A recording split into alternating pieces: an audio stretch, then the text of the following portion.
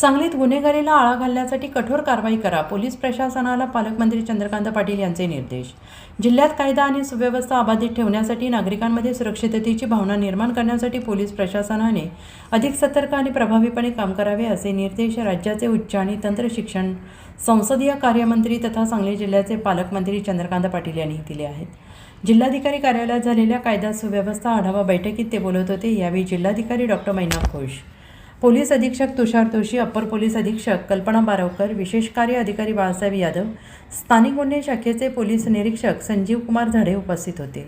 बैठकीत पालकमंत्र्यांनी संवेदनशील भागांमध्ये गस्त वाढवणे, CCTV यंत्रणेचा प्रभावी वापर करणे, नागरिकांशी समन्वय वाढवणे आणि गुन्हेगारी रोखण्यासाठी सर्व आवश्यक उपाययोजना राबवण्याचे निर्देश दिले आहेत. गुंडाविरोधी पथकाच्या कार्याचे त्यांनी कौतुक करत आधुनिक तंत्रज्ञानाचा वापर वाढवावा, नियमित शस्त्र तपासणी करावी, गंभीर गुन्ह्यातील आरोपींना तातडीने अटक करून दोषारोपपत्र वेळेत दाखल करावे, तसेच सराईत गुन्हेगारांवर कठोर प्रतिबंधात्मक कारवाई करावी असे आदेश दिले आहेत. शस्त्र परवान्यांचे पुनरावलोकन करून गरज असेल तेव्हाच परवाने द्यावेत असेही त्यांनी स्पष्ट केले. याशिवाय जिल्ह्यात लवकरच व्यापक स्तरावर अंमली पदार्थ विरोधी पदयात्रा आयोजित करण्यात येणार असल्याची माहिती त्यांनी दिली आहे.